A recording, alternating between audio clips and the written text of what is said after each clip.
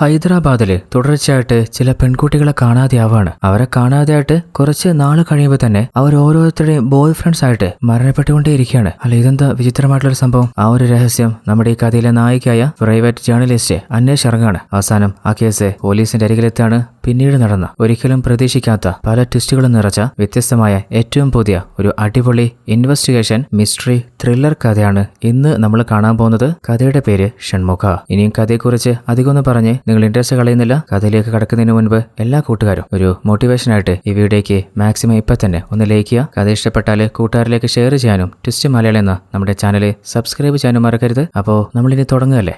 ഈ കഥയുടെ ആരംഭത്തില് നമ്മൾ കാണുന്നത് ഏതോ ഒരു ഫോറസ്റ്റിലൂടെ കുറച്ചാളുകള് പ്രസവവേദനയില് പിഴഞ്ഞുകൊണ്ടിരിക്കുന്ന ഒരു സ്ത്രീയെ ആ നാട്ടിലെ ഒരു വൈദ്യയെ കാണിക്കാൻ കൊണ്ടുപോകുന്നതാണ്. ആ സ്ത്രീയാണെങ്കിൽ സാധാരണയിലെ വിപരീതമായിട്ട് വല്ലാതെ അലറി കരഞ്ഞുകൊണ്ടിരിക്കുകയാണ്. വേദനയില് പൊളിയെന്ന് കണ്ടപ്പോ ആ സ്ത്രീയുടെ ഭർത്താവായിട്ടുള്ള ഒരു മന്ത്രവാദിയുണ്ട്. ഇയാളുടെ പേര് ബാബ എന്നാണ്. അപ്പോ ബാബയോട് കറുത്ത തുണി കൊണ്ട് മൂടിയിട്ട് അരികിൽ നിൽക്കുന്ന വ്യക്തിയില്ലേ, ഇയാള് ആ സ്ത്രീയുടെ അനിയനാണ്. അയാള് ചോദിക്കുന്നുണ്ട്, എന്താ ബാബ എന്റെ ചേച്ചിക്ക് സഹിക്കാൻ പറ്റാത്ത ഇത്ര വേദന എടുക്കുന്ന അവളുടെ അലർച്ചയിലെ ഈ ഫോറസ്റ്റ് തന്നെ വിറയ്ക്കുന്ന പോലെയുണ്ടല്ലോ. അപ്പൊ ബാബ പറയുന്നത്, നീ പറഞ്ഞ സത്യം തന്നെയാ. എന്നാല് നിന്റെ ചേച്ചിയുടെ വേദനയല്ല പുറത്ത് കേൾക്കുന്നേ, മറിച്ച് അവളുടെ വയറ്റിലുള്ള എന്റെ മകന്റെ അലർച്ചയാടാ. അവനൊരു സാധാരണ കുഞ്ഞല്ല. അവന്റെ ശബ്ദം കേട്ടാല് ഫോറസ്റ്റ് അല്ല, ലോകം മുഴുവൻ വിറയ്ക്കും. നീ അങ്ങോട്ട് നോക്കുമ്പോ ആ ഫോറസ്റ്റിന്റെ ഒരു ഭാഗത്ത് തീ പിടിച്ചിട്ടുണ്ട്. അതുപോലെ ഒരു പർവ്വതം പൊട്ടിത്തെറിച്ച് അഗ്നിപർവ്വതമായി മാറാണ്. പിന്നീട് ആ ഫോറസ്റ്റിലെ കുറേയധികം ജീവികൾ വല്ലാതെ പേടിച്ചരണ്ട് ഭയന്ന് എങ്ങോട്ടോ ഓടി രക്ഷപ്പെടാൻ നോക്കുകയാണ്. ഇതിന്റെ അർത്ഥം എന്തെന്നറിയോ? ഈ ഫോറസ്റ്റിന്റെ രാജാവായിട്ട് എന്റെ മകൻ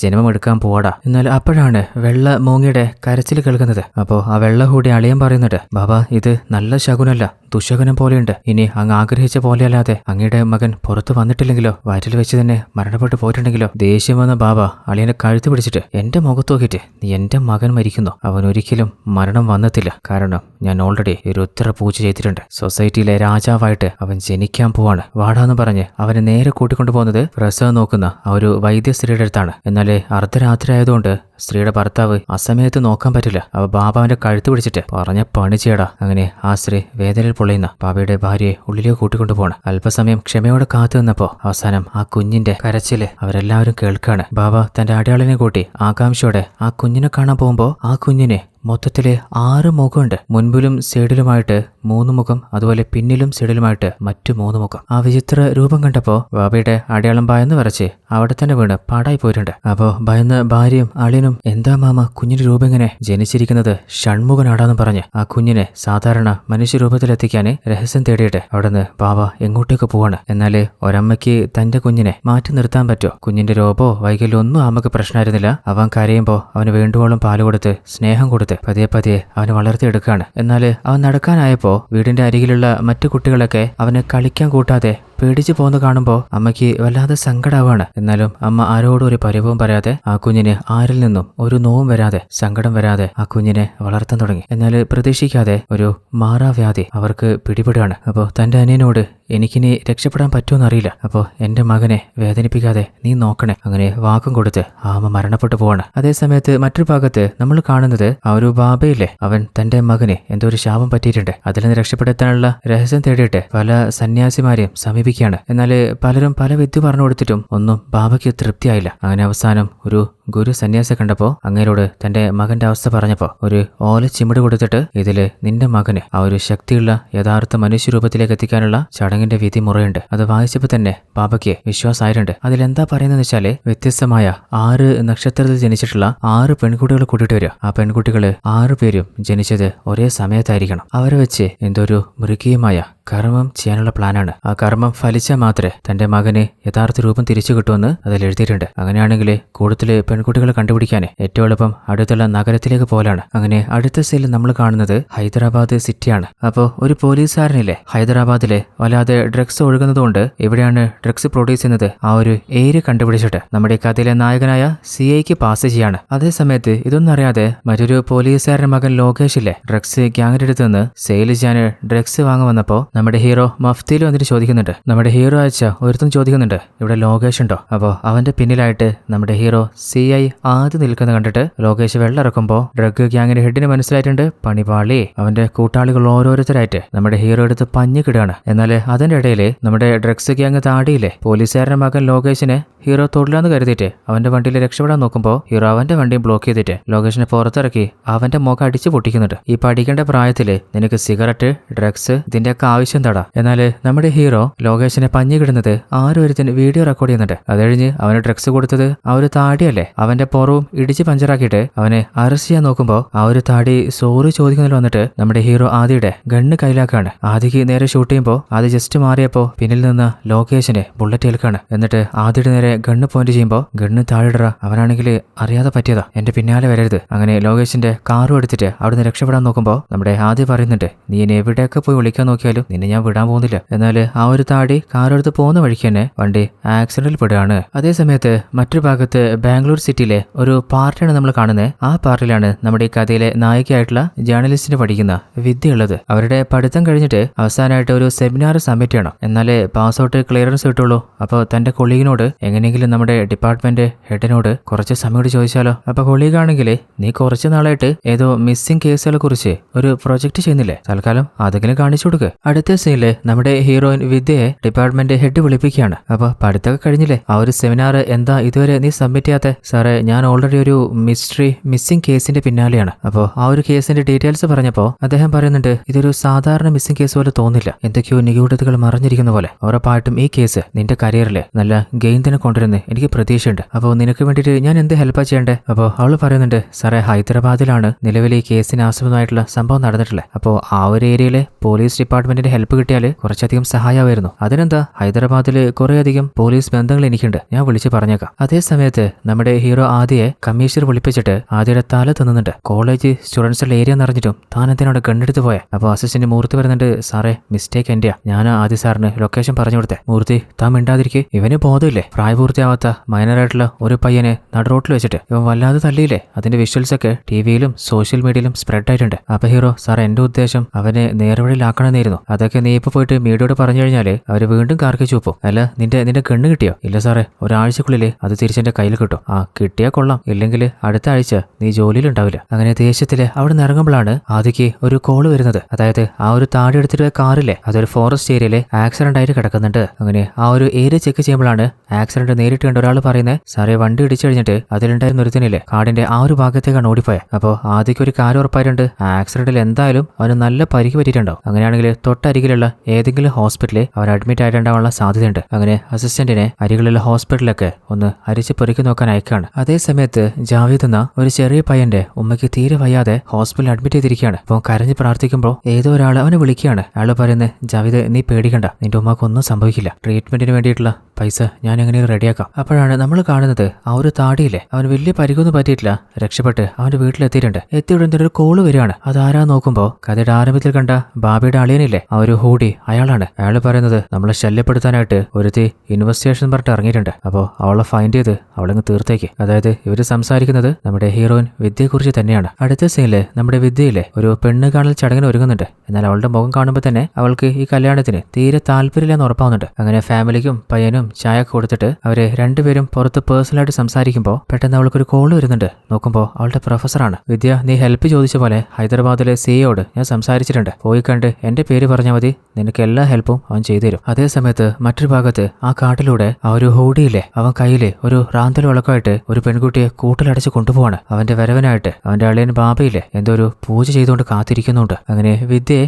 അവളുടെ അമ്മ തന്നെ ഹൈദരാബാദിലേക്ക് ബസ് കയറ്റി വിടാണ്. അങ്ങനെ നേരെ ഹയർ ഓഫീസറെ കാണാൻ വരുമ്പോൾ, നീയാണല്ലേ പ്രൊഫസർ പറഞ്ഞ പെൺകുട്ടി, ഞാൻ സിയോട് കാര്യങ്ങളൊക്കെ പറഞ്ഞിട്ടുണ്ട്, അവൻ എന്ത് ഹെൽപ്പും ചെയ്തു തരും, എന്തെങ്കിലും ആവശ്യമുണ്ടെങ്കിൽ എന്നെ വിളിച്ചോ എന്ന് പറഞ്ഞിട്ട് അയാളുടെ ഒരു കാർഡും കൊടുക്കുന്നുണ്ട്. അങ്ങനെ കോൺസ്റ്റബിളിനോട് സിയുടെ റൂം കാണിച്ചു കൊടുക്കാൻ പറയുമ്പോൾ അങ്ങനെ ഉള്ളിലേക്ക് കൂട്ടിക്കൊണ്ടുവരാണ്. എന്നാൽ നമ്മുടെ ഹീറോ ഇല്ലേ, വിദ്യ കണ്ടുകൊണ്ട് തന്നെ വല്ലാതെ ദേഷ്യം വന്നിട്ട്, നിന്നോട് ആരെ ഇങ്ങോട്ട് വരാൻ പറഞ്ഞ്, പോയി പുറത്ത് വെക്ക്, അവള് കൂസലാതിരിക്കുമ്പോൾ നിനക്ക് ഒരിക്കൽ പറഞ്ഞാൽ മനസ്സിലാവില്ലേ. അപ്പോൾ കോൺസ്റ്റബിൾ പറയുന്നുണ്ട്, സാറേ, നമ്മുടെ ഹെഡ് ഓഫീസർ റെക്കമെൻഡ് ചെയ്തതാ, അവരുടെ എന്തോ മിസ്റ്ററി ഇൻവെസ്റ്റിഗേഷനിൽ സാറിനോട് ഹെൽപ്പ് ചെയ്യാൻ പറഞ്ഞു. എന്നാൽ അപ്പോൾ വിദ്യ കലിപ്പായിട്ട്, എനിക്ക് നിന്റെ ഹെൽപ്പിന് വേണ്ട. അങ്ങനെ പോകാൻ നോക്കുമ്പോൾ, ഓവർ ഡ്രാമയൊന്നും വേണ്ട, അവിടെ ഇരിക്കും, പണ്ട് പ്രണയിച്ചിരുന്ന സമയത്ത് നിനക്ക് സംസാരിക്കണ്ടായിരുന്നു, ഫോൺ ഓഫ് ചെയ്തിട്ട് നിന്റെ പാട് നോക്കിപ്പോയി, എന്നിട്ടിപ്പോ റെക്കമെൻഡേഷൻ പറഞ്ഞിട്ട് വന്നിരിക്കുക. അല്ല, നിനക്ക് എന്താ വേണ്ടേ? ഞാൻ പഴയ കാര്യങ്ങൾ ഓർമ്മിപ്പിക്കാൻ പഠിപ്പിക്കാനോ അതിനെക്കുറിച്ച് സംസാരിക്കാനോ വന്നതല്ല. എന്റെ ജേർണലിസം പഠിത്തം കഴിഞ്ഞിട്ടുണ്ട്. അപ്പോൾ കംപ്ലീറ്റ് ആവണമെങ്കിൽ എനിക്കൊരു സെമിനാർ സബ്മിറ്റ് ചെയ്യണം. അപ്പോൾ അതിലൊരു കേസ് ഡീറ്റെയിൽസ് ആണ് ഞാൻ എടുത്തിട്ടുള്ളത്. അത് കംപ്ലീറ്റ് ചെയ്താലേ എന്റെ കോഴ്സ് കംപ്ലീറ്റ് ആയ സർട്ടിഫിക്കറ്റും കിട്ടും, എനിക്ക് നല്ലൊരു സ്ഥലത്ത് ജോലിക്ക് കയറാനും പറ്റും. അങ്ങനെ ആ ഒരു പ്രോജക്റ്റ് ഫയൽ കൊടുക്കുമ്പോൾ കഴിഞ്ഞ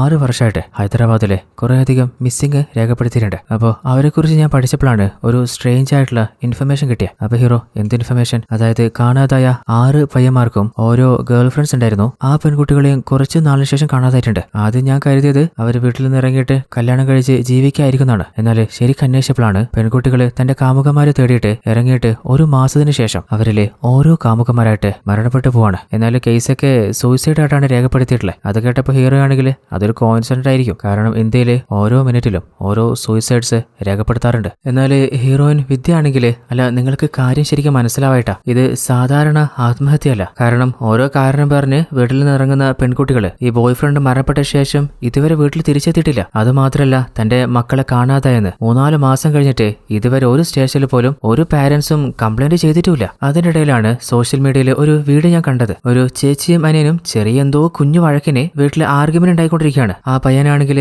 ചേച്ചി എനിക്ക് തീരെ സമാധാനം തരുന്നില്ല, വല്ലാതെ വിയേർഡായിട്ട് പെരുമാറുകയാണ്. എന്നാൽ അവളാണെങ്കിൽ എനിക്കാണ് ഈ കുടുംബത്തിൽ സമാധാനമില്ലാത്ത, എന്നോട് ആർക്കും സ്നേഹമില്ല, ഞാൻ ഈ വീട്ടിൽ നിന്ന് എങ്ങോട്ടെങ്കിലും ഇറങ്ങി പോവാൻ പോവാണ്. അതും പറഞ്ഞ് അനിയനോട് വഴക്കിട്ടിട്ട് അപ്പൊ തന്നെ വീട്ടിൽ നിന്ന് ഇറങ്ങി പോവാണ്. അനിയൻ പറയുന്നത് കുറച്ചു നാളായിട്ട് എന്റെ ചേച്ചി എന്തെങ്കിലും വിചിത്രമായിട്ട് ബിഹേവ് ചെയ്യുന്നത് മനസ്സിലാവുന്നില്ല, ഡോക്ടേഴ്സിനെ കൊണ്ട് കാണിക്കുമ്പോൾ അവരും പ്രത്യേകിച്ച് ഒരു കുഴപ്പമില്ലെന്ന് പറയുന്നത്. അങ്ങനെ വ്യൂവേഴ്സിനോട് നിങ്ങളുടെ ഫാമിലിയിൽ ഇങ്ങനെ എന്തെങ്കിലും പ്രശ്നമുണ്ടോ, ആർക്കെങ്കിലും എന്തെങ്കിലും റെമഡി പറഞ്ഞുതരാൻ പറ്റുമെന്നൊക്കെ അവൻ ചോദിക്കുന്നുണ്ട്. അന്ന് ലൈവില് ആ ഒരു പെൺകുട്ടി വീട്ടിൽ നിന്ന് ഇറങ്ങിപ്പോയതാ. അതിനുശേഷം ഇതുവരെ വീട്ടിലേക്ക് തിരിച്ചു വന്നിട്ടില്ല. അപ്പോൾ ആ ഒരു പയ്യനില്ലേ തന്റെ ചേച്ചിയുടെ ഫോട്ടോ കാണിച്ചിട്ട് എന്റെ ഫാമിലി ചേച്ചിയുടെ കാര്യത്തിൽ ശ്രദ്ധിക്കുന്നില്ല, നിങ്ങൾ എവിടെയെങ്കിലും എന്റെ ചേച്ചിയെ കാണുകയാണെങ്കിൽ ഞാൻ ചേച്ചിയോട് സോറി ചോദിച്ചെന്നും വീട്ടിലേക്ക് തിരിച്ചു വരാനും പറയാനും പറഞ്ഞ് അവനവന്റെ വ്യൂവേഴ്സിനോട് ഹെൽപ്പ് ചോദിക്കുന്നുണ്ട്. എന്നാൽ നമ്മുടെ ഹീറോ ആണെങ്കിൽ നീ പറയുന്നതൊന്നും അങ്ങ് വിശ്വസിക്കാൻ പറ്റുന്നില്ലല്ലോ, ഒരു കാര്യം ചെയ്യ്, നീ പറയുന്ന കാര്യങ്ങളൊക്കെ സ്ട്രോങ് ആയി വിശ്വസിക്കാൻ പറ്റുന്ന ഒരു എവിഡൻസ് കാണിക്കുക. അങ്ങനെയാണെങ്കിൽ ഞാൻ ഈ കേസിൽ നിന്നെ ഹെൽപ്പ് ചെയ്യാം. ഇനി അതിന് പറ്റില്ലെങ്കിൽ നീ പ്രോജക്റ്റ് ചേഞ്ച് ചെയ്തിട്ട് വേറെ ഏതെങ്കിലും സബ്ജക്റ്റ് എടുത്തോ, എന്നിട്ട് തിരിച്ച് നാട്ടിലേക്ക് പോയിക്കോ. അപ്പോൾ അവളും അതിന് സമ്മതിക്കുകയാണ്. അതേ സമയത്ത് നമ്മുടെ താടിയെ മുഖംമൂടി വിളിച്ചിട്ട് പറയുന്നുണ്ട്, അവൾ സ്റ്റേഷനിൽ കയറിയിട്ട് ഡീപ്പായിട്ട് തന്നെ കേസിന്റെ പിന്നാലെ ഇറങ്ങിയിട്ടുണ്ട്, ഇനി അവൾ വെച്ചേക്കണ്ട, നാളെ തന്നെ അവളുടെ കഥ കഴിച്ചേക്ക്. അങ്ങനെ അടുത്ത ദിവസം നമ്മുടെ ഹീറോയിനില്ലേ കഴിഞ്ഞ ദിവസം നമ്മളൊരു വീഡിയോയിൽ കണ്ട ആ ഒരു പയ്യനും ചേച്ചിയും, ആ പെൺകുട്ടിയുടെ പേര് ഷാവി എന്നാണ്, അവളുടെ അമ്മയും അനിയനെയും നമ്മുടെ ഹീറോയുടെ അരികിലേക്ക് കൂട്ടിക്കൊണ്ടിരിക്കുകയാണ്. അപ്പോൾ ആ ഒരു അമ്മയോട് ചോദിക്കുന്നുണ്ട്, എപ്പോഴാ നിങ്ങളുടെ മകളെ കാണാതായത്? 2-3 ദിവസമായി, വീട്ടിൽ ചെറിയ പ്രശ്നം ഉണ്ടായിട്ട് അവൾ ഇറങ്ങിപ്പോയതാ. അപ്പോൾ ഞാൻ അവളെ വിളിച്ചപ്പോൾ എന്നോട് പറഞ്ഞത് അവളുടെ കൂട്ടുകാരുടെ വീട്ടിലേക്ക് പോവാണ്, ഗ്രൂപ്പ് സ്റ്റഡി ഉണ്ട്, പിന്നീട് തിരിച്ചു വരുന്നതാണ്. എന്നാൽ കുറച്ച് കഴിഞ്ഞപ്പോൾ അവള് എന്നെ തിരിച്ചു വിളിച്ചിട്ട് എനിക്ക് നിങ്ങളുടെ കൂടെ ജീവിക്കാൻ താല്പര്യമില്ല, ഞാൻ ഇനി ഒരിക്കലും തിരിച്ചു വരില്ല എന്ന് പറഞ്ഞ് അവള് ഫോൺ കട്ട് ചെയ്തു. എന്താ പറ്റിയെന്നറിയാന് വീണ്ടും ഞാൻ വിളിച്ചു നോക്കി, പക്ഷേ ഫോൺ സ്വിച്ച് ഓഫ് ആയിരുന്നു. അവള് പറഞ്ഞ കൂട്ടുകാരുടെ വീട്ടിലും അതുപോലെ പല സ്ഥലങ്ങളിലും അവളെ തേടി നോക്കി. 2-3 ദിവസമായിട്ട് അവള് വരുന്ന കാത്തുനിന്നു. എന്റെ മകനാണെങ്കിൽ സോഷ്യൽ മീഡിയയില് ഒരു മിസ്സിംഗ് വീഡിയോ ഇട്ടു, പക്ഷേ അവളുടെ ഒരു റെസ്പോണ്ടും ഇല്ല. അപ്പൊ ഹീറോ ആണെങ്കിൽ കാണാതെ അന്ന് തന്നെ കംപ്ലൈന്റ് തരണ്ടായിരുന്നു, അവൾ ഇതുവരെ അങ്ങനെ വീട്ടിൽ നിന്ന് പോയിട്ടില്ല, അപ്പൊ തിരിച്ചു വരുന്ന ഒരു പ്രതീക്ഷ ഉണ്ടായിരുന്നു, അതുകൊണ്ട് ഒന്ന് വെയിറ്റ് ചെയ്തതാ. അപ്പൊ ഹീറോ ഇനിയിപ്പോ നിങ്ങളുടെ മകള് വീട്ടിലേക്ക് വരികയോ എന്തെങ്കിലും ഇൻഫർമേഷൻ കിട്ടിയാൽ എന്നെ ഒന്ന് വിളിച്ചറിയിക്കേ, എന്റെ ഭാഗത്ത് നിന്ന് എന്താ ചെയ്യാൻ പറ്റാന്ന് ഞാൻ മാക്സിമം ട്രൈ ചെയ്യാം, അവൾക്കൊന്നും സംഭവിക്കില്ല. അങ്ങനെ അവരെ സമാധാനിപ്പിച്ചിട്ട് അവിടെ നിന്ന് പറഞ്ഞയക്കുകയാണ്. അപ്പോൾ നമ്മുടെ ഹീറോയിൻ വിദ്യ ചോദിക്കുന്നുണ്ട്, ഓൾറെഡി ഞാൻ റിസർച്ച് ചെയ്യുന്ന മിസ്റ്ററി കേസുമായിട്ട് ഈ കേസിന് എന്തോ ഒരു ബന്ധമുള്ള പോലെ തോന്നില്ലേ? എന്നാൽ ആദ്യമാണെങ്കിൽ നീ എന്തൊക്കെയാ പറയുന്നേ? കഴിഞ്ഞ രാത്രി നിന്റെ ഫയൽ മൊത്തം ഞാൻ ചെക്ക് ചെയ്തതാ, അതില് നീ പറയുന്ന പോലെ അങ്ങനെ സംശയിക്കാനൊന്നുമില്ല, പിന്നെ ഈ കേസുമായിട്ട് അതിന് ഒരു ബന്ധവുമില്ല. എന്നാൽ വിദ്യ ആണെങ്കിൽ അതെ മനസ്സിൽ നിനക്ക് എന്നോടുള്ള ദേഷ്യം കൂടി ചിന്തിക്കുന്നതുകൊണ്ടാണ് നിനക്ക് സത്യങ്ങൾ അംഗീകരിക്കാൻ പറ്റാത്തത്. നിനക്ക് മനസ്സിലാക്കാൻ പറ്റുന്നില്ലെങ്കിൽ പിന്നെ നിന്നോട് സംസാരിച്ചിട്ട് കാര്യമില്ല, നിന്റെ ഹയർ ഓഫീസറില്ലേ അങ്ങേരല്ലേ നിന്റെ അടുത്തേക്ക് തന്നെ അയച്ചേ, അങ്ങേരോട് തന്നെ ഞാൻ ഹെൽപ്പ് ചോദിച്ചോളാം. അങ്ങനെ അവളോട് എഴുന്നേറ്റ് പോകുമ്പോൾ കോൺസ്റ്റബിൾ പറയുന്നുണ്ട്, അല്ല സാറിന് പെൺകുട്ടിയോട് പ്രണയുണ്ടായിരുന്നല്ലേ, അവൾ വെറുതെ എന്തൊക്കെയോ പറയുന്നേ, ഇനിയിപ്പോ ഹയർ ഓഫീസർ അടുത്ത് അവൾ എന്തെങ്കിലുമൊക്കെ കൂട്ടി പറഞ്ഞു കൊടുത്താലോ? അപ്പോഴാണ് നമ്മുടെ ആദ്യം വിദ്യയും തമ്മിൽ എന്തായിരുന്നു സംഭവിച്ചിട്ടുണ്ടായിരുന്നത് ആ ഒരു ഫ്ലാഷ് ബാക്ക് ഹീറോ ഓർക്കുന്നത്. അതായത് കോളേജിൽ പഠിക്കുന്ന സമയത്ത് രണ്ടുപേരും അങ്ങോട്ടും ഇങ്ങോട്ടും വളരെ ഡീപ്പായിട്ടുള്ള പ്രണയത്തിലായിരുന്നു. പിന്നീട് എന്താ സംഭവിച്ചെന്നറിയില്ല, ഒരു ഘട്ടത്തില്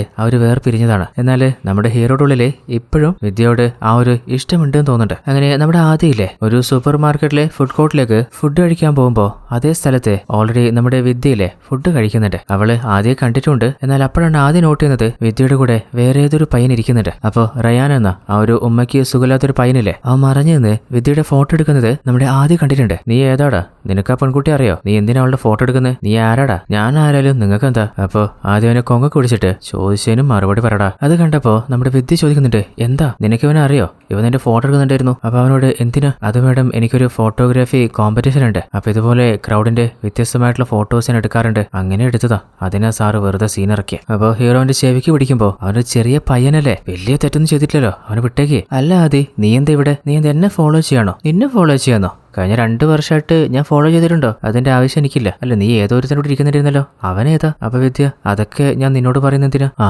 അങ്ങനെയല്ലേ, ശരിയാ. ഞാൻ എന്തിനാ അന്വേഷിക്കുന്നത്? ആ പയ്യനോട് നീ ഫോട്ടോ എടുത്തോടാ. വിദ്യ, നീ നിന്നും കൊടുത്തോ. അതും പറഞ്ഞിട്ട് ഹീറോ അവിടെ നിന്ന് പോവാണ്. അപ്പോഴാണ് മറ്റൊരു ഭാഗത്തെ ഏതോ ഒരുത്തൻ ഒരു പെൺകുട്ടിയെ തട്ടിക്കൊണ്ടു പോകുന്നത്. അത് പബ്ലിക്കിൽ ഒരാൾ കണ്ടിട്ടുണ്ട്. ഉടനെ തന്നെ സ്റ്റേഷനിലേക്ക് വിളിച്ചിട്ട്, സാറേ, മാനഗരം പോലീസ് സ്റ്റേഷനല്ലേ സാറേ, കല്യാൺ നഗർ മെയിൻ റോഡിൽ ഏതോ ഒരുത്തൻ ഒരു പെൺകുട്ടിയെ ഫോഴ്സ്ഫുള്ളി തട്ടിക്കൊണ്ടു പോകുന്ന കണ്ടിട്ടുണ്ടായിരുന്നു. അങ്ങനെ നമ്മുടെ ഹീറോയെ ഉടൻ തന്നെ ഇൻഫോം ചെയ്യാണ്. ആ ഒരു ഏരിയയിലുള്ള എല്ലാ ചെക്ക് പോസ്റ്റുകളും നമ്മുടെ ഹീറോയിൻ ടീം ബ്ലോക്ക് ചെയ്തിട്ട് വണ്ടികളൊക്കെ ചെക്ക് ചെയ്ത് നോക്കുന്നുണ്ട്. എന്നാൽ ഒരു വണ്ടിയിലും സസ്പീഷ്യസ് ആയിട്ടുള്ള ഒരു ആക്ടിവിറ്റിയും അതുപോലെ ആ പെൺകുട്ടിയും കണ്ടെത്താൻ പറ്റിയില്ല. നമ്മുടെ ആദിക്ക് വല്ലാതെ കലിപ്പാവുന്നുണ്ട്. അപ്പോഴാണ് കുറച്ച് നാളു മുമ്പത്തെ ഒരു ഫ്ലാഷ് ബാക്ക് നമ്മൾ കാണുന്നത്. ആ ഒരു താഴെ ഡ്രഗ് ഡീലറില്ലേ, അവനന്ന് കാറും എടുത്ത് രക്ഷപ്പെട്ടു പോകുന്ന സമയത്ത് ഫോറസ്റ്റിന്റെ അരികിലെ വേറെ ഏതോ ഒരു കാറോട്ടെ ആക്സിഡന്റിൽ പെട്ടതായിരുന്നു. അപ്പോൾ അന്ന് ഓപ്പോസിറ്റ് വന്ന ഒരു വണ്ടിയിലെ ഇതുപോലെ വേറൊരു പെൺകുട്ടിയെ ഒരുത്തൻ തട്ടിക്കൊണ്ട് വന്നിട്ടുണ്ടായിരുന്നു. എന്നാൽ താഴെ ഡ്രഗ് ഡീലറിനും ആ പെൺകുട്ടിയെ തട്ടിക്കൊണ്ടുവന്നവനും നല്ല പരിക്കായപ്പോ ആ പെൺകുട്ടി രക്ഷപ്പെട്ട് നേരെ ഓടിക്കയറിയത് ആ കാട്ടിലേക്കാണ്. അന്നാണെങ്കിൽ നല്ല മഴയും പെയ്യുന്നുണ്ടായിരുന്നു. അപ്പോൾ ആ ഒരു പെൺകുട്ടിയെ രക്ഷപ്പെടാനായിട്ട് ഓൾറെഡി താടിക്ക് നല്ല പരിക്ക് പറ്റിയിട്ടുണ്ടായിരുന്നു. അപ്പോൾ വണ്ടിയിൽ നിന്ന് അവനെ പിടിച്ച് താഴെ. അപ്പൊ അവന്റെ കയ്യിലായിട്ട്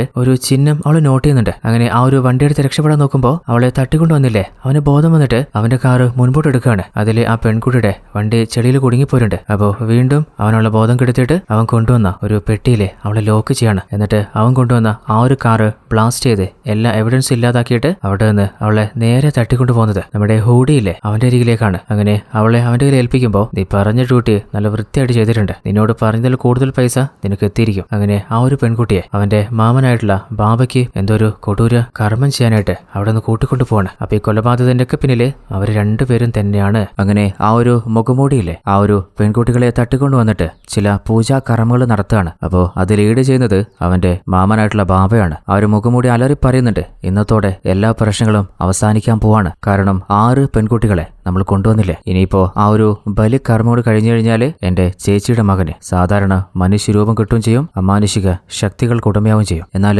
അത് കേട്ടപ്പോ ബാബ പറയുന്നത്, നീ എന്താ അസംബന്ധക്കി പറയുന്നേ? നമ്മുടെ കർമ്മം പകുതി ആയിട്ടേ ഉള്ളൂ. 6 പെൺകുട്ടികളെ കൊണ്ട് ചടങ്ങ് നടത്തിയാൽ മാത്രം പോരാ. 100 വർഷത്തില് ഒരിക്കലൊക്കെ ആയിട്ട് ലിംഗാര എന്ന നക്ഷത്രത്തിലെ ഒരു പെൺകുട്ടി ജനിക്കാറുണ്ട്. ഈ കാലഘട്ടത്തിലും അങ്ങനെ ഒരു പെൺകുട്ടിയുണ്ട്. അപ്പോ അവളെ തേടി കണ്ടുപിടിച്ച് അവളെയും കൂടി ബലി നൽകി കർമ്മം നടത്തിയാൽ മാത്രമേ എന്റെ മകന്റെ മുഖം സൗന്ദര്യത്തോടെ യഥാർത്ഥ മനുഷ്യരൂപമായിട്ട് മാറുള്ളൂ. അതിനുശേഷം അവന്റെ ശക്തി വെച്ച് എന്റെ ശക്തിയും എനിക്ക് നിയന്ത്രിക്കാൻ പറ്റും. പിന്നെ നമ്മളെ തടയാൻ ആരുമില്ല. അങ്ങനെ അടുത്ത സീനില് നമ്മുടെ ഹീറോയിൻ സാറയില്ലേ, അവള് നമ്മുടെ നായകൻ ആദ്യം വിളിച്ച് പറയുന്നുണ്ട്, അവസാനമായിട്ട് കാണാതായ ആ പെൺകുട്ടിയില്ലേ, അവളെ കുറിച്ച് ഒരു അറിവും കിട്ടിയിട്ടില്ല. ഇതിലുള്ള സാഹചര്യം വെച്ച് നോക്കുമ്പോൾ അടുത്തതായിട്ട് അവളുടെ ബോയ് ഫ്രണ്ട് മരണപ്പെടാനുള്ള സാധ്യതയുണ്ട്. അത് നടക്കാൻ അനുവദിച്ചും കൂടാ. ഇനി ആരെങ്കിലും അതിന് ശ്രമിക്കുകയാണെങ്കിൽ നമുക്ക് അവരെ കണ്ടുപിടിക്കാനും പറ്റും. അതുമാത്രമല്ല, ആ ഒരു പെൺകുട്ടിയുടെ അനിയനും എന്റെ കൂടെ എന്റെ വീട്ടിലുണ്ട്. ചില ഇമ്പോർട്ടന്റ് കാര്യങ്ങൾ ഡിസ്കസ് ചെയ്യാനുണ്ട്. ഒന്ന് നേരിട്ടും കൂടി വരാൻ പറ്റുമോ? അങ്ങനെ ഹീറോ വീട്ടിൽ ബെല്ലടിക്കുമ്പോൾ കൂടെ തന്നെ നമ്മുടെ ആ ഒരു ഫോട്ടോഗ്രാഫർ ചെറിയ പയ്യനില്ലേ അവന് വന്നിട്ടുണ്ട്. അപ്പൊ ആദ്യം, അല്ല നീ എന്തോടെ? അത് ചേച്ചി നടത്തുന്ന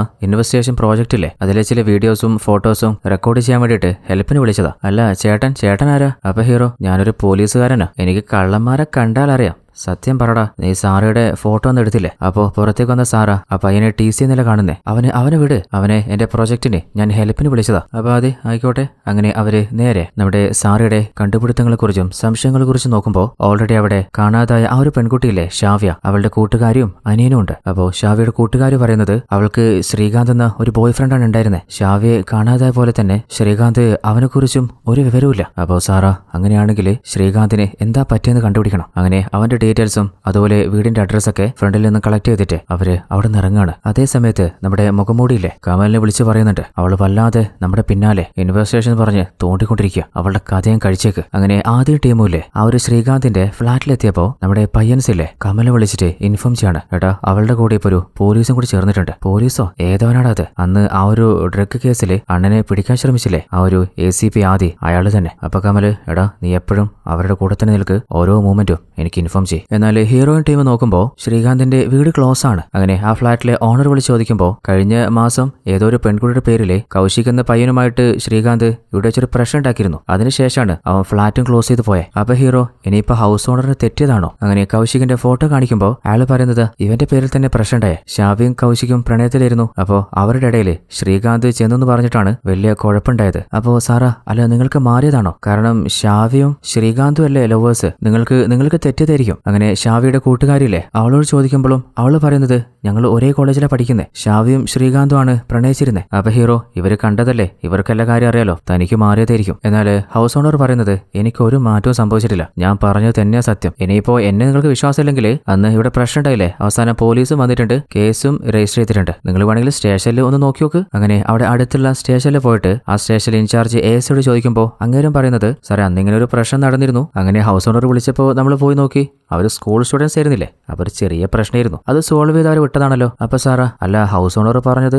അന്നൊരു വലിയ പ്രശ്നം നടന്നതാണല്ലോ, അതുകൊണ്ടാ പോലീസിനെ വിളിച്ചെന്ന്. പിന്നെ നിങ്ങൾ പറയുന്നത് ചെറിയ പ്രശ്നമായിരുന്നു. പ്രശ്നം വലുതോ ചെറുതൊന്നല്ല, അത് രണ്ട് പയ്യന്മാര് ഒരു പെൺകുട്ടിയെ പ്രണയിച്ച കേസല്ലേ, അത് ഒത്തുതീർപ്പാക്കി വിട്ടതാ. അപ്പോ ഷാവയുടെ കൂട്ടുകാർ ചോദിക്കുന്നത് അതല്ല സാറേ, ഷാവയെ പ്രണയിക്കുന്നത് ശ്രീകാന്തിനെയാണ്. കാരണം നമ്മളൊക്കെ ഒരേ ക്ലാസ്സിലാണ് പഠിക്കുന്നത്. എന്നാൽ പ്രശ്നം ഉണ്ടാക്കാൻ വന്ന കൗശിക്കില്ലേ, അവൻ ഷാവയെക്കാളും സീനിയറാണ്, 2 വർഷം സീനിയർ ആയിട്ടുള്ള അവൻ ഒരിക്കലും ഷാവയെ പ്രണയിക്കില്ല. അപ്പൊ എസ് ചോദിക്കുന്നത് അല്ല ഇതൊക്കെ നിനക്കെങ്ങനെ അറിയാം? അപ്പോ ഹീറോ പറയുന്നുണ്ട് അവൾക്കറിയാം, കാരണം അവരൊക്കെ ഒന്നിച്ച് അതേ കോളേജിലാണ് പഠിക്കുന്നത്. അപ്പൊ എസ് പറയുന്നത് സാർ എനിക്കിതിനെ കുറിച്ച് അധികം അറിയില്ല, അന്ന് ആ കേസ് അന്വേഷണത്തിൽ മനസ്സിലായത് ഷാവിയും കൗശിക്കാണ് പ്രണയിക്കുന്നതെന്നും അതിനിടയിൽ ശ്രീകാന്ത് പ്രശ്നം ഉണ്ടാക്കാൻ വന്നാണെന്നാണ്. അതിനിടയിലാണ് പ്രശ്നം ഉണ്ടായതും നമ്മൾ ഒത്തുതീർപ്പാക്കിയതും. ഇനിയിപ്പോൾ ആ പെൺകുട്ടികൾ ആരെയൊക്കെ പ്രണയിക്കുന്നുണ്ട് അവരുടെ ഡീറ്റെയിൽസ് അതൊന്നും എനിക്ക് അറിയില്ല. അപ്പൊ ഹീറോ ആയിക്കോട്ടെ ഒരു കാര്യം ചെയ്യും, ആ ഒരു ശ്രീകാന്തിന്റെയും കൗശികിന്റെയും നമ്പർ നിങ്ങൾ നോട്ട് ചെയ്തിട്ടില്ലേ, ആ ഡീറ്റെയിൽസും കൊണ്ട്. അങ്ങനെ കൗശികിന്റെ നമ്പർ എടുത്തിട്ട് ആ നമ്പറിലേക്ക് വിളിക്കുമ്പോൾ അന്ന് അവന്റെ അച്ഛന്റെ നമ്പർ കൊടുത്തിട്ടില്ലേ. അപ്പോൾ അവന്റെ അച്ഛൻ പറയുന്നത് സാറേ കൗശിക്ക് അവനിവിടെ ഇല്ലല്ലോ, അവൻ കുറച്ച് നാളായിട്ട് US പോയതാ. അങ്ങനെ കൗശികിന്റെ കോൺടാക്ട് നമ്പർ വാങ്ങിയിട്ട് അവനെ വിളിച്ചിട്ട് കാര്യങ്ങൾ ചോദിക്കുമ്പോൾ സാറേ ഷാവിയും ശ്രീകാന്തും പ്രണയത്തിലായിരുന്നു, എന്നാൽ എനിക്ക് ആ കാര്യം അറിയുന്നുണ്ടായിരുന്നില്ല, വൺ സൈഡായിട്ട് എനിക്ക് അവളെ ഇഷ്ടമായിരുന്നു. അപ്പോൾ ആ ഒരു കാര്യം പറയാൻ പോയപ്പോഴാണ് അവള് ഓൾറെഡി പ്രണയത്തിലാന്ന് ഞാൻ അറിഞ്ഞേ, പിന്നെ അവരുടെ പിന്നാലെ ഞാൻ പോയിട്ടില്ല. അപ്പൊ ഹീറോ പിന്നെ അവൾക്ക് എന്താ സംഭവിച്ചേ, അവൾക്ക് എന്തെങ്കിലും സംഭവിച്ചെന്നോ? അങ്ങനെ എന്തെങ്കിലും സംഭവിച്ചിട്ടുണ്ടെങ്കിൽ അതിന് പിന്നിൽ ഉറപ്പായിട്ടും ആ ശ്രീകാന്ത് അവൻ തന്നെയായിരിക്കും. കൂടുതലൊന്നും പറയാതെ അവൻ ഫോൺ കട്ട് ചെയ്യാണ്. അങ്ങനെ ശ്രീകാന്തിന്റെ ഫാമിലി വിളിച്ചു നോക്കുമ്പോൾ അവരും പറയുന്നത് അവൻ കുറെ നാളായിട്ട് വീട്ടിലേക്ക് വന്നിട്ടില്ല, അവനെ വിളിച്ചിട്ട് കിട്ടുന്നില്ല എന്നാണ്. എന്നാൽ നമ്മുടെ ഹീറോ ആദിക്കോ അതുപോലെ സാറയ്ക്കോ എന്താണ് സംഭവിക്കുന്നതെന്ന് മനസ്സിലാവുന്നില്ല. നിലവിലെ അന്വേഷണത്തിലെ പ്രണയത്തിലായ പെൺകുട്ടികൾ പെട്ടെന്നൊരു ദിവസം കാണാതെയാവാണ്. അതിനുശേഷം 1 മാസം കഴിയുമ്പോൾ അവർ ഓരോരുത്തരുടെയായിട്ട് ബോയ് ഫ്രണ്ട്സും കാണാതാവാണ്. അങ്ങനെയാണെങ്കിൽ ഇപ്പോ ഷാവിയുടെ വിഷയത്തില് അവളുടെ ബോയ് ഫ്രണ്ട് ശ്രീകാന്ത് ആണെന്നാണ് നമുക്കറിയുന്നത്. അന്വേഷിച്ചിറങ്ങിയപ്പോ കൗശിക് എന്ന മറ്റൊരു ബോയ് ഫ്രണ്ട് ഉണ്ട്. കൗശിക് പറഞ്ഞു വെച്ച് നോക്കുമ്പോൾ ശ്രീകാന്തിനെ കുറിച്ച് അറിയാതെ അവളുടെ പിന്നാലെ നടന്നതാണ്. അപ്പൊ അതറിഞ്ഞ ദേഷ്യത്തിലായിരിക്കാം അന്ന് അവര് തമ്മിൽ പ്രശ്നം ഉണ്ടായതും പോലീസ് കേസായതും. ഇപ്പോ കൗശിക് US പുറത്തുണ്ടെങ്കിൽ ഇവിടെ നമ്മുടെ നാട്ടിലുള്ളതാരാ, നമ്മൾ കരുതിയ പോലെ തന്നെ അവളുടെ ബോയ് ഫ്രണ്ട് ശ്രീകാന്ത് അല്ലേ. അപ്പോ അവന് നമ്മൾ ഉടനെ തന്നെ കണ്ടുപിടിക്കണം, അവനൊന്നും സംഭവിക്കാൻ അനുവദിച്ചൂടാ. അങ്ങനെ തന്റെ ടീമിനെ പറഞ്ഞയച്ച ശേഷം ആദ്യം സാറേയും ഒന്ന് പുറത്തിറങ്ങിയപ്പോഴാണ് ഹീറോ ആദ്യയുടെ അസിസ്റ്റന്റ് കോൾ ചെയ്യുന്നത്. സാറേ അന്ന് നമ്മളെ കബളിപ്പിച്ച് പോയ ആ ഒരു ഡ്രഗ് ഡീലർ കമലില്ലേ, അവന്റെ ഒരു കേസ് ഫയൽ എനിക്ക് കിട്ടിയിട്ടുണ്ടായിരുന്നു. അതില് അവന്റെ ഒരു പഴയ ഫോട്ടോയില് അവനേതോ ഹോസ്പിറ്റലിൽ അഡ്മിറ്റ് ആയപ്പോ അവന്റെ കയ്യിലൊരു നമ്പർ നോട്ട് ചെയ്ത് വെച്ചിട്ടുണ്ടായിരുന്നു. ആ നമ്പർ ഞാൻ ചെക്ക് ചെയ്തപ്പോ ഒരു പെൺകുട്ടിയുടേതായിരുന്നു. ആ ഒരു നമ്പർ കോൺടാക്ട് ചെയ്തപ്പോ ആ ഒരു പെൺകുട്ടിയും കാണുന്നില്ല എന്നാണ് മനസ്സിലായത്. അപ്പൊ ഹീറോ ആണെങ്കിൽ ആ പെൺകുട്ടിയുടെ ഫോട്ടോ ഉണ്ടോ, അങ്ങനെ അസിസ്റ്റന്റ് ഫോട്ടോസും ഡീറ്റെയിൽസും ഹീറോയ്ക്ക് അയച്ചു കൊടുക്കാണ്. എന്നാൽ ഹീറോ ആദ്യം ഒരു കാര്യം ഉറപ്പാണ്, ഈ പെൺകുട്ടിയുടെ മിസ്സിംഗിന്റെ പിന്നിലെ എന്തായാലും കമലാവാൻ ചാൻസ് ഇല്ല. കാരണം 3 ദിവസം മുമ്പാണ് ആ ഡ്രഗ് ഡീൽ കേസിൽ അവൻ ജസ്റ്റ് രക്ഷപ്പെട്ടു പോയത്. അതിനിടയിൽ അവൻ അപകടവും പറ്റിയിട്ടുണ്ട്. അന്നത്തെ ദിവസം എന്തായാലും ഒരു പെൺകുട്ടിയും അവൻ തട്ടിക്കൊണ്ടു പോകാൻ ചാൻസ് ഇല്ല. എന്നാലും അവൻ ഇതുമായിട്ട് എന്തോ ഒരു ചെറിയ കണക്ഷൻ ഉണ്ട്, അത് കണ്ടുപിടിക്കണം. അങ്ങനെ നമ്മുടെ ആദ്യം സാറിയില്ലേ ചെറുതായിട്ട് മദ്യപിച്ച് തിരിച്ച് വണ്ടിയിൽ പോകുമ്പോൾ നമ്മുടെ ആദ്യം ആ ഒരു പെൺകുട്ടിയുടെ ഫോട്ടോ സാറെ കാണിച്ചിട്ട് ഇവളെ നീ മുൻപ് എവിടെയെങ്കിലും കണ്ടിട്ടുണ്ടോ? ഇല്ല ഞാനും മുൻപ് എവിടെയും കണ്ടിട്ടില്ല, എന്താ ഈ പെൺകുട്ടിയും കാണാതായോ? എന്നാൽ ആദ്യം അതൊന്നുമല്ല, ഇത് കേസ് വേറെയാ, വെറുതെ ചോദിച്ചതാ. അതേ സമയത്ത് കമൽ ഏർപ്പാടാക്കിയ ഒരു വാടക കൊലയാളിയില്ലേ നമ്മുടെ ഹീറോയിൻ സാറെ ഷൂട്ട് ചെയ്യാൻ നോക്കുമ്പോൾ അതേ വണ്ടിയിലെ നമ്മുടെ ആദ്യം കാണാണ്. പോലീസുകാരന്റെ കൂടെ ഇവൾക്ക് എന്താ ജോലി? ഇപ്പൊ എങ്ങാനും ജസ്റ്റ് മിസ്സായാലേ പോലീസുകാരനെ കൈപ്പെടും, പിന്നെ എല്ലാ പോലീസ് ടീമും കൂടി എന്നെ ചുറ്റി കളഞ്ഞ് എന്നെ തീർത്താളെ. തൽക്കാലം അവള് തീർക്കുന്നത് പിന്നത്തേക്കാക്കാന്ന് പറഞ്ഞ് വാടക്കൊലയാളി അവിടുന്ന് സ്കൂട്ടാവാണ്. അങ്ങനെ സാറ് വീട്ടിലിറക്കിയിട്ട് ഹീറോ പോകാൻ നോക്കുമ്പോൾ നിനക്ക് പോയിട്ട് എന്തെങ്കിലും അർജന്റ് ജോലിയുണ്ടോ, കുറച്ചുനേരം നമുക്ക് പഴയ പോലെ ഒന്ന് സംസാരിച്ചാലോ? അങ്ങനെ അവര് കാഷ്വലായിട്ട് സംസാരിച്ചു തുടങ്ങാണ്. അപ്പോൾ പതിയെ അവരുടെ കോളേജില് ആ ഒരു ഓർമ്മകൾക്ക് വരുമ്പോൾ അവരുടെ രണ്ടുപേരുടെയും എല്ലാ സങ്കടങ്ങളും മറന്ന് അവരെ ഹഗ് ചെയ്യാണ്. അപ്പോഴാണ് നമ്മുടെ വാടകൊലയാളില്ലേ ദൂരം എന്ന് സ്നൈപ്പർ വെച്ചിട്ട് സാറെ തീർക്കാൻ നോക്കുന്നത്. അപ്പോൾ കൂട്ടത്തില് നമ്മുടെ ഹീറോ ഇല്ലേ ആ ഒരു കാര്യം കമ്മൽ വിളിച്ച് പറയുമ്പോൾ ഇപ്പോ തൽക്കാലം പണി വാങ്ങല്ലേ, മിഷൻ ഡ്രോപ്പ് ചെയ്തേക്ക്, അവൾ ഒറ്റ കിട്ടുമ്പോ തീർത്താൽ മതി. അങ്ങനെ ഹീറോയും സാറയും ഒന്നിച്ച് നൈറ്റ് സ്പെൻഡ് ചെയ്ത ശേഷം രാവിലെ ഉറക്കം എഴുന്നേൽക്കുന്നത് ആദിക്ക് തന്റെ അസിസ്റ്റന്റിന്റെ ഭാഗത്തുനിന്ന് ഒരു കോൾ വന്നിട്ടാണ്. വല്ലാതെ ഷോക്കായി എന്തോ വാർത്തയാണ് കേൾക്കുന്നത്. ഉടനെ ന്യൂസ് പ്ലേ ചെയ്തപ്പോഴാണ് ആ കാര്യം മനസ്സിലാവുന്നത്. അതായത് ഇവരെ തേടിക്കൊണ്ടിരുന്ന നമ്മുടെ ഷാവിയുടെ ലവർ ശ്രീകാന്തില്ലേ, അവൻ ആത്മഹത്യ ചെയ്ത് ജീവൻ ഒടുക്കിയിട്ടുണ്ട്. ആ വാർത്ത കേട്ട് അവർ വല്ലാതെ ഷോക്കായി പോവാണ്. അങ്ങനെ ശ്രീകാന്ത് എവിടെ നിന്നാണ് കടുക് ചെയ്തത് ആ ഒരു ഏരിയയിലേക്ക് പോകുമ്പോൾ അതൊരു അപ്പാർട്ട്മെന്റ് ആണ്. അങ്ങനെ ആ ഒരു ഏരിയക്ക് ചെക്ക് ചെയ്തിട്ട് അവൻ എങ്ങനെയാണ് തന്റെ ജീവൻ ഒടുക്കിയ നോക്കുമ്പോൾ ഗണ്ണ് വെച്ച് ഷൂട്ട് ചെയ്തിട്ടാണ്. ബോഡിയുടെ പഴക്കം നോക്കുമ്പോൾ ഒരു 3 ദിവസം കഴിഞ്ഞിട്ടുണ്ട്. അങ്ങനെ അവിടുന്ന് എവിഡൻസ് കളക്ട് ചെയ്യുമ്പോഴാണ് അതേ സ്ഥലത്ത് ശ്രീകാന്തിന് ഫോൺ കിട്ടുന്നത്. ഫോണ് ചെക്ക് ചെയ്യുമ്പോൾ അവസാനമായിട്ട് അവന് കോൾ ചെയ്തിട്ടുള്ളത് ഷാവിയുടെ മറ്റൊരു ലവർ കൗശികില്ലേ, അവനാണ്. എന്നാൽ നമ്പർ ചെക്ക് ചെയ്യുമ്പോൾ അവന്റെ US നമ്പർ അല്ല, മറിച്ച് ഇന്ത്യയിലെ നമ്പറാണ്. അല്ല, അവന്റെ മരണം സംഭവിക്കുന്നതിന്റെ കുറച്ചു മുൻപ് എന്തിനായിരിക്കും കൗശിക് ശ്രീകാന്തിനെ വിളിച്ചിട്ടുണ്ടാവുക? അത് മാത്രമല്ല, US-ലുള്ള അവൻ എങ്ങനെയാ ഇന്ത്യയിൽ അവൻ യൂസ് ചെയ്യുന്ന നമ്പർ വെച്ച് ഫോൺ ചെയ്യാ? ഒന്നും മനസ്സിലാവുന്നില്ല. അപ്പോഴാണ് പരിചയമില്ലാത്ത ഒരു കോൺടാക്റ്റിൽ നിന്ന് അവന്റെ വാട്സപ്പിലേക്ക് ഒരു പിക്ചർ വന്നിട്ടുള്ളത്. നോക്കുമ്പോൾ അവസാനമായിട്ട് കാണാത്ത ആ ഒരു പെൺകുട്ടിയില്ലേ, അവളുടെ ഫോട്ടോയാണ്. അത് കണ്ടപ്പോൾ അസിസ്റ്റന്റ്, അല്ല സാറേ, ഈ പെൺകുട്ടിയെ കാണാതായപ്പോ ഞാൻ സാറിന് ഈ ഫോട്ടോ അയച്ചതല്ലേ, ഇവളുടെ ഫോട്ടോ എങ്ങനെയാ ശ്രീകാന്തിന്റെ ഫോണിൽ വന്നേ? അപ്പൊ ആദ്യം എന്താണ് സംഭവിക്കുന്നത് എനിക്ക് മനസ്സിലാവുന്നില്ല. അങ്ങനെ ആദ്യം ശരിക്കൊന്ന് ചിന്തിച്ചു നോക്കുമ്പോൾ ചിലപ്പോ ഇങ്ങനെ ആയിരിക്കാൻ സംഭവിച്ചിട്ടുണ്ടാവാന്ന് ഏകദേശം ഒരു കേസ് തോന്നാണ്. 3 ദിവസം മുമ്പ് ആ ഒരു ഡ്രഗ് ഡീലർ കമലില്ലേ, അവനെ പിടിക്കാൻ നോക്കിയപ്പോ അവൻ കാർ എടുത്ത് രക്ഷപ്പെട്ടു പോയില്ലേ. പിന്നീട് അന്വേഷിച്ചപ്പോ അവന്റെ കാറ് വേറൊരു കാറുമായിട്ട് ആക്സിഡന്റിൽ പെട്ടിട്ടുണ്ട്. അങ്ങനെയാണെങ്കിൽ ആക്സിഡന്റിൽപ്പെട്ട ഓപ്പോസിറ്റ് എന്ന കാറ് അത് ശ്രീകാന്തിന്റേതായിരിക്കാം. ചിലപ്പോ ശ്രീകാന്ത് ആ ഒരു പെൺകുട്ടിയെ തട്ടിക്കൊണ്ടു പോകാൻ ശ്രമിക്കുന്നതായിരിക്കാം. എന്നാൽ ആക്സിഡന്റ് സംഭവിച്ചപ്പോ അവന്റെ ബോധം മങ്ങിയിട്ടുണ്ടാവും. അപ്പോൾ ആ ഒരു പെൺകുട്ടി കമലിന്റെ കയ്യിലെ തന്റെ ഫോൺ നമ്പർ എഴുതിയിട്ട് തന്റെ ജീവൻ അപകടത്തിലാണ്, തന്നെ രക്ഷിക്കണമെന്ന് ഹെൽപ്പ് ചോദിച്ചതായിരിക്കാം. ചിലപ്പോ അതിനുശേഷം ആ ഒരു പെൺകുട്ടി അവിടുന്ന് രക്ഷപ്പെട്ടിട്ടുണ്ടാവും. ഇനി അങ്ങനെയല്ലെങ്കിൽ ചിലപ്പോ ശ്രീകാന്ത് തന്നെ അവളെ അവിടുന്ന് തട്ടിക്കൊണ്ടു പോയിട്ട് എവിടെയെങ്കിലും ഒളിപ്പിച്ചിട്ടോ അല്ലെങ്കിൽ എന്തെങ്കിലും ചെയ്തിട്ടോ ഉണ്ടാവാനും ചാൻസ് ഉണ്ട്. അങ്ങനെയാണ് കമലിന്റെ കയ്യിൽ ആ ഒരു നമ്പർ വന്നിട്ടുണ്ടാവുക. അങ്ങനെ നേരെ നമ്മുടെ ആദിയിലെ ശ്രീകാന്തിന്റെ അപ്പാർട്ട്മെന്റിലെ പാർക്കിങ്ങിലേക്ക് പോയി നോക്കാണ്. പ്രതീക്ഷ പോലെ അവന്റെ കാറും ആക്സിഡന്റിൽ പെട്ടിട്ടുണ്ടോ അങ്ങനെ ചെക്ക് ചെയ്യുമ്പോൾ അവിടെ ഒരു വണ്ടി മൂടി വെച്ചിട്ടുണ്ട്. ഓപ്പൺ ചെയ്തപ്പോൾ പ്രതീക്ഷ പോലെ തന്നെ അവന്റെ കാറാണ്. അപ്പോൾ ആദ്യം ഉറപ്പാണ് തന്റെ ഊഹം ഏകദേശം ശരി തന്നെയാണ്. അതേ സമയത്ത് നമ്മുടെ കൗശികില്ലേ, ആ വല്ലാതെ പേടിച്ചിട്ട് തന്റെ ഏട്ടനായിട്ടുള്ള ആ ഒരു ASI വിളിക്കുകയാണ്. ഏട്ടാ, ഒരിക്കലും പ്രശ്നം വരില്ല എന്നല്ല ഏട്ടൻ പറഞ്ഞേ. ഇപ്പോ പോലീസ് ടീമും അന്വേഷിച്ച് ഇറങ്ങിയിട്ടില്ലേ, എനിക്കെന്തോ ഉള്ളിൽ വല്ലാതെ പേടിയാവുന്നു, കുടുങ്ങിപ്പോവോ? എന്നാൽ ഏട്ടൻ ASI ആണെങ്കിൽ നീ പേടിക്കണടാ, ഞാനില്ലേ, ഞാൻ പറയുന്ന സ്ഥലത്തേക്ക് നീ വാ. അങ്ങനെ അവർ മീറ്റ് ചെയ്യുമ്പോൾ ASI പറയുന്നുണ്ട്, നിനക്ക് US-ലേക്ക് പോകാനുള്ള എല്ലാ കാര്യവും ഞാൻ റെഡിയാക്കിയിട്ടുണ്ട്, ഇനി പേടിക്കാനില്ല. എന്നാൽ ഓൾറെഡി നമ്മുടെ ഹീറോ ആദ്യ കാര്യം കത്തിയിട്ടില്ലേ, ASIയുടെ പിന്നാലെ തന്നെ ആദ്യം ഉണ്ടായിരുന്നു. രണ്ടിനെയും കൈയോടെ പൊക്കാണ്. കൂടുതൽ വർത്താനൊന്നുമില്ല, മര്യാദക്ക് എൻ്റെ കൂടെ നേരെ സ്റ്റേഷനിലേക്ക് നടക്ക്. എന്നാൽ ASI റെഗുലറായിട്ട് വരുന്ന സ്ഥലമാണത്. അവിടെയുള്ള ASIയുടെ അടിയാൾക്കാരൊക്കെ ഹീറോയെ പഞ്ഞിക്കിടാൻ നോക്കുമ്പോൾ അവരെല്ലാത്തിനെയും നമ്മുടെ ആദ്യം അടിച്ച് പഞ്ചറാക്കാണ്. എന്നാൽ അതിനുള്ളിൽ അവരുടെ നിന്ന് രക്ഷപ്പെടാൻ കൗശിക് ഓടി ഒരു റൂമിൽ കയറിയിട്ട് ഡോറ് ലോക്ക് ചെയ്യാണ്. ആ കാഴ്ച കണ്ടപ്പോൾ സാറ് പറയുന്നുണ്ട്, നീ മണ്ടത്തരം കാണിക്കില്ലേ, നിന്നെ രക്ഷിക്കാനാ ഞങ്ങൾ വന്നിട്ടുള്ളേ. എന്നാൽ അവൻ വാതിൽ തുറക്കുന്നില്ല. അപ്പോഴാണ് അവന്റെ ശരീരത്തിൽ എന്തൊക്കെയോ മാറ്റം സംഭവിക്കുന്നത്. അവൻ മയങ്ങി വീണു പോവാണ്. അതിനുള്ളിൽ ASIയുടെ അടിയാൾക്കാരെയൊക്കെ അടിച്ച് പഞ്ചറാക്കിയിട്ട് നമ്മുടെ ആദ്യം പാഞ്ഞു വന്ന് ആ വാതിലെ ചവിട്ടി പൊളിക്കുമ്പോൾ കൗശികിന്റെ അവസ്ഥ കാണാണ്. ഉടനെ തന്നെ ആംബുലൻസിനെ വിളിച്ച് അവന്റെ ജീവൻ രക്ഷിക്കാനെ ഹോസ്പിറ്റലിലേക്ക് മാറ്റാണ്. അങ്ങനെ കൗശികിന്റെ ഏട്ടൻ ASIയോട് ശരിക്കും എന്താണ് ഇവിടെ സംഭവിക്കുന്നത് ചോദിക്കുമ്പോഴാണ് ചില ഫ്ലാഷ് ബാക്ക് അങ്ങനെ പറയുന്നത്. അതായത് കൗശികിന് ഷാവിയുടെ മേലെ വൺ സൈഡ് ആയിട്ട് ഒരു പ്രണയം ഉണ്ടായിരുന്നു. അപ്പോൾ അവളുടെ ചെറിയ ചിരിയും ജസ്റ്റേഴ്സിലും കണ്ടപ്പോൾ അവൾക്കും തന്നോട് പ്രണയം ഉണ്ടാവുമെന്ന് അവൻ തന്നെ മനസ്സിൽ കരുതിയതാ. അതിനിടയിലാണ് കൗശികിന് US-ൽ പഠിക്കാനുള്ള ഒരു ഓപ്പർച്യൂണിറ്റി കിട്ടുന്നത്. അങ്ങനെ അവൻ നേരെ US-ലേക്ക് പോയതാണ്. എന്നാൽ അവൻ അറിയാത്തൊരു കാര്യം ഉണ്ടായിരുന്നു. അതായത് ഷാവയ്ക്ക് യഥാർത്ഥത്തിൽ പ്രണയം ഉണ്ടായിരുന്നത് അത് ശ്രീകാന്തിനോട് മാത്രമാണ്. അവർ രണ്ടുപേരും അങ്ങോട്ടും ഇങ്ങോട്ടും ആത്മാർത്ഥമായിട്ട് പ്രണയിക്കുന്നുണ്ടായിരുന്നു. അങ്ങനെ അവരുടെ പ്രണയത്തെക്കുറിച്ച് നമ്മുടെ കൗശിക് അറിഞ്ഞപ്പോൾ, അല്ല, അവൾക്ക് എന്നോടായിരുന്നില്ല ഇഷ്ടം, പിന്നെ ഇതിനിടയിലെ ഈ ശ്രീകാന്ത് ഇവനാരാ? അവരുടെ ഇടയിലുള്ള പ്രണയം സത്യമാണോ എന്ന് കണ്ടെത്താനായിട്ട് ശ്രീകാന്ത് പൈസ കൊടുത്ത് ഒരു പ്രൈവറ്റ് ഡിറ്റക്റ്റീവിനെ നാട്ടിൽ സെറ്റ് ചെയ്യാണ്. അവനാണെങ്കിൽ അവരൊന്നിച്ചിട്ടുള്ള ഫോട്ടോസും വീഡിയോസൊക്കെ കൗശികിന് അയച്ചു കൊടുക്കുമ്പോൾ അവന് വല്ലാതെ കലിപ്പായിട്ട് US-ൽ നിന്ന് നേരെ നാട്ടിലേക്ക് വന്ന് തന്റെ ഫ്രസ്ട്രേഷൻ തീർക്കാൻ നേരെ ശ്രീകാന്തിന്റെ അപ്പാർട്ട്മെന്റിലേക്ക് പോയിട്ട് ഫൈറ്റ് ചെയ്തതാണ്. അങ്ങനെ ആ പ്രശ്നം വഷളായപ്പോഴാണ് നേരെ സ്റ്റേഷനിലേക്ക് വരുന്നതും തന്റെ ഏട്ടനായിരുന്ന ASI തന്നെ അനിയനെ രക്ഷിക്കാൻ ഒത്തുതീർപ്പാക്കി പറഞ്ഞയക്കുന്നതും. അപ്പോൾ ആദ്യം ചോദിക്കുന്നുണ്ട്, നിങ്ങളെ പറഞ്ഞേക്കെ ഓക്കെ, പക്ഷേ അവസാനം ശ്രീകാന്ത് മരണപ്പെട്ടില്ലേ, അതിനു മുൻപ് നിങ്ങളുടെ അനിയൻ കൗശികാണ് അവനെ വിളിച്ചിട്ടുള്ളത്. അതുപോലെ മിസ്സിംഗ് ആയിട്ടുള്ള ആ ഒരു പെൺകുട്ടിയുടെ ഫോട്ടോ എങ്ങനെയാ ശ്രീകാന്തിന്റെ ഫോണിൽ വന്നേ, അതിനെ കുറിച്ച് കൂടി പറ. അപ്പോ അങ്ങേര് ചില ഫ്ലാഷ് ബാക്ക് പറയാണ്. അന്ന് ശ്രീകാന്തും കൗശിക്കും ഫൈറ്റ് ഉണ്ടായില്ലേ, അതിനുശേഷം അവരെ സമാധാനിപ്പിച്ച് പറഞ്ഞയച്ചല്ലേ. അപ്പോഴാണ് ഒരു ദിവസം നമ്മുടെ ശ്രീകാന്തിലെ കൗശികനെ വിളിച്ചിട്ട്, എടാ ഷാവിയെ ഏതോ ഒരുത്തൻ തട്ടിക്കൊണ്ടു പോയിരിക്കുക, അവളുടെ ജീവൻ ആപത്തില്ല, അവളെ രക്ഷിക്കാന് തട്ടിക്കൊണ്ടുപോയവൻ എനിക്കൊരു ജോലി ഏൽപ്പിച്ചിട്ടുണ്ട്. അതായത് അവൻ പറയുന്ന ഒരു പെൺകുട്ടിയെ തട്ടിക്കൊണ്ടുപോയി അവന്റെ കയ്യിൽ ഏൽപ്പിക്കണം, എന്നാൽ മാത്രമേ ഷാവിയെ അവൻ വിടുമെന്ന പറയുന്നേ. എന്നാൽ ആ ഒരു പെൺകുട്ടി അവൾ എവിടെയാ, ആരാ, ഒന്നും എനിക്ക് അറിയില്ല. ഇപ്പോ എന്തിനാ ഇത് നിന്നെ ഞാൻ വിളിച്ച് പറയുന്നത് വെച്ചാൽ വെച്ചാല് ഷാവയെ രക്ഷിക്കാനേ നീയും എന്നെ ഹെൽപ്പ് ചെയ്യുന്നുള്ള ഒരു പ്രതീക്ഷയില്ല. കാരണം നീയും അവൾ ആത്മാർത്ഥമായാലും പ്രണയിച്ചിരുന്നത്. അങ്ങനെ ശ്രീകാന്ത് തന്നെയാണ് നമ്മുടെ കൗശികിനെ ആ ഒരു പെൺകുട്ടിയുടെ ഫോട്ടോ അയച്ചു കൊടുത്തത്. അങ്ങനെ പിന്നീട് കുറച്ചു കഴിഞ്ഞപ്പോ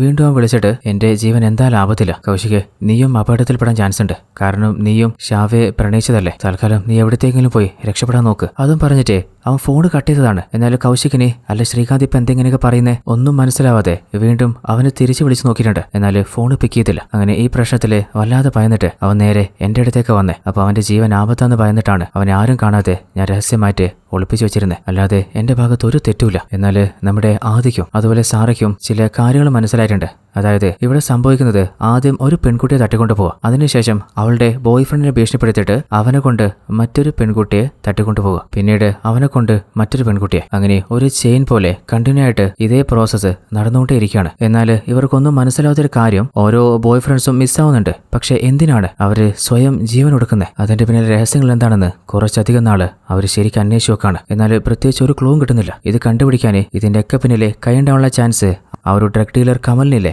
അങ്ങനെ അവന് ലോക്കിയാണ്. അങ്ങനെ അവനെ പഞ്ഞു കിട്ടിട്ട് കാര്യങ്ങൾ ചോദിക്കുമ്പോഴാണ് അവൻ പറയുന്നത് ഇതിന്റെ പിന്നിലെ ഏതോ ഒരു അമാനുഷിക ശക്തി നേടാനുള്ള കർമ്മത്തിന് വേണ്ടിയിട്ട് ചില ആളുകളുണ്ട്. എന്നാൽ അവരെന്നോട് കാര്യങ്ങൾ പറഞ്ഞപ്പോ എനിക്കൊന്നും വിശ്വാസം ഉണ്ടായിരുന്നില്ല. എന്നാൽ പറഞ്ഞ ജോലി ചെയ്തപ്പോ പ്രതീക്ഷയിൽ കൂടുതൽ പൈസ കിട്ടാൻ തുടങ്ങി. അപ്പോ പിന്നെ എന്തിനാ ചെയ്യാതിരിക്കണം? അങ്ങനെ വീണ്ടും വീണ്ടും അവര് പറഞ്ഞതൊക്കെ അതുപോലെ ഞാൻ ചെയ്തു കൊടുത്തതാ. ഇനിയിപ്പോ അടുത്തതായിട്ട് അവര് ടാർഗറ്റ് ചെയ്തിട്ടുള്ളത് നിന്റെ ഗേൾഫ്രണ്ട് സാറിയില്ലേ, അവളെയാണ്. കാരണം അവളാണ് 10,000-ൽ-1 100 വർഷത്തിലൊരിക്കൽ ലിംഗാര എന്ന ഒരു നക്ഷത്രത്തില് ജനിച്ചിട്ടുള്ളവൾ. അപ്പോ അടുത്തതായിട്ട് അവളെയാണ് അവര് തൂക്കാൻ പോകുന്നത്. അപ്പൊ ആദ്യം ആര് തൂക്കുന്നു, എപ്പോ തൂക്കുന്നു? അങ്ങനെ അവനെ പഞ്ഞിക്കിടാൻ നോക്കുമ്പോ കമലിനൊരു കോള് വരികയാണ്. അത് വേറെ ആരുമല്ല, നമ്മുടെ മുഖംമൂടിയില്ലേ അവൻ തന്നെയാണ്. കമലെ, നീ കൂടുതലൊന്നും ചെയ്യണ്ട. ആ പോലീസുകാരൻ ആദ്യമില്ലേ, അവന്റെ കയ്യില് ഒരു ചരടുണ്ട്, അത് പതിയെ അങ്ങ് അയച്ചു കളഞ്ഞേക്ക്. അങ്ങനെ നമ്മുടെ ആദ്യം അറിയാതെ തന്നെ ഫോണിൽ സംസാരിക്കുമ്പോ ആ ചരട് അയക്കുകയാണ്. എന്നിട്ട് നിന്റെ ലവർ സാറിയില്ലേ, അവളെ അവര് തട്ടിക്കൊണ്ട് പോകാൻ പോവാണ്, വേഗം പോയി രക്ഷിക്ക്. അങ്ങനെ സാറിയുടെ വീട്ടിലേക്ക് ഹീറോ പായുമ്പോ അതേ സമയത്ത് ആ ഒരു മുഖംമൂടിയില്ലേ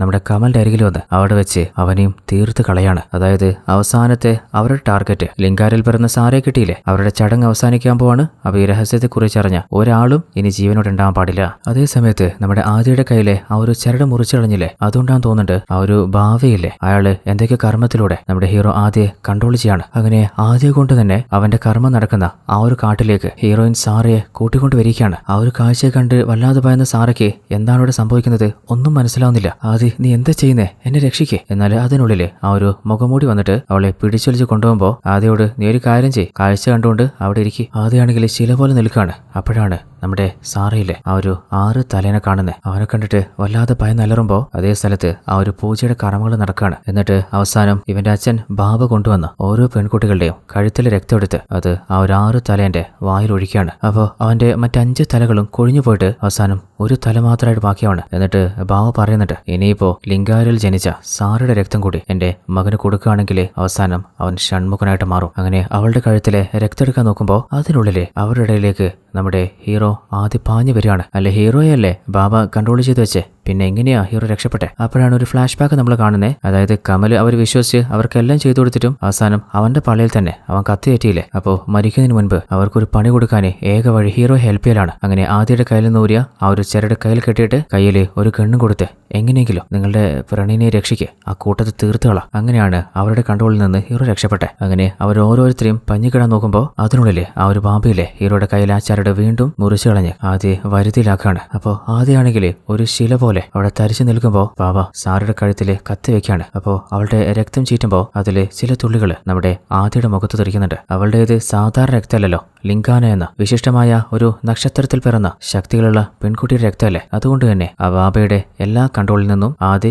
സ്വതന്ത്രനാവാണ്. അങ്ങനെ അവിടെ കൂടിയുന്ന എല്ലാ കൂട്ടാളികളെയും നമ്മുടെ ആദ്യം എടുത്ത് പഞ്ഞുകെട്ടിട്ട് തീർത്ത് കെട്ടുകയാണ്. അവസാനം ഇതിനൊക്കെ നേതൃത്വം കൊടുത്ത ആ താടി ബാബയില്ലേ അവനെ തൃശൂലം കൊണ്ട് തന്നെ കുത്തി നിർത്തി പടമാക്കുന്നുണ്ട്. അങ്ങനെ അവസാനം കമൽ ഇൻഫോം ചെയ്തിട്ടാണ് പോലീസ് ആ ഒരു ഏരിയയിലെത്തുന്നത്. അങ്ങനെ മുറിവ് പറ്റിയ നമ്മുടെ ഹീറോയിൻ സാറെ ഹോസ്പിറ്റലിലേക്ക് രക്ഷപ്പെടുത്താനായിട്ട് മാറ്റാണ്. അപ്പോഴാണ് അവിടെ ആകെ ബാക്കിയുള്ളത് ആ ഒരു ഷൺമുഖ അവൻ മാത്രമാണ്. അവനെ കാണുമ്പോൾ ആദ്യക്ക് വല്ലാതെ സങ്കടമാകുന്നുണ്ട്. അവനായിട്ട് എന്ത് തെറ്റ ചെയ്തേ, ഈ രൂപത്തിൽ ജനിച്ചു പോയത് അവന്റെ തെറ്റല്ലല്ലോ. അപ്പോൾ അവനോട് പറയുന്നുണ്ട് ഇനി നിന്നെ രക്ഷിക്കാനേ ആരുമില്ലാന്ന് നീ ഭയക്കണ്ട, നിന്റെ കാര്യങ്ങള് ഞാൻ നോക്കിക്കോളാം. എന്നാൽ ഷൺമുഖാണെങ്കിൽ എനിക്ക് ജന്മം തന്ന എന്റെ അമ്മ പോലും എന്നെ കൊണ്ട് ഒരിക്കലും സന്തോഷിച്ചിട്ടില്ല. അവസാനം എന്നെ നോക്കാൻ പറ്റാതെ സങ്കടത്തിലാണ് അവർ മരണപ്പെട്ടെ. പിന്നെ എന്റെ മാമൻ, എന്റെ അച്ഛൻ എല്ലാവരും എന്നെ പഴയ രൂപത്തിലാക്കാൻ വേണ്ടി കുറെ ശ്രമിച്ചു. അവസാനം അവരും മരണത്തിന് കീഴടങ്ങി. ഇനി ഞാൻ തിരിച്ചു പോകേണ്ട സമയമായി. അങ്ങനെ അവിടെ ആ ഒരു ചടങ്ങ് നടന്ന ആളിക്കത്തുന്ന തീയില്ലേ, അതിലേക്ക് നേരെ ഷൺമുഖം പോയി നിൽക്കുമ്പോൾ അവസാനം അവനൊരു ദേവരൂപത്തിലേക്ക് മാറുകയാണ്. ചിലപ്പോൾ തന്റെ സ്വാർത്ഥതയ്ക്ക് വേണ്ടിയിട്ട് ഇനി ആരെയും ഉപദ്രവിക്കാനോ കൊലപ്പെടുത്താനോ അവൻ തയ്യാറാവാത്ത ആ ഒരു മനസ്സുകൊണ്ടായിരിക്കാം അവനെ അങ്ങനൊരു വരം കിട്ടിയിട്ടുണ്ടാവുക. ഇതോടുകൂടി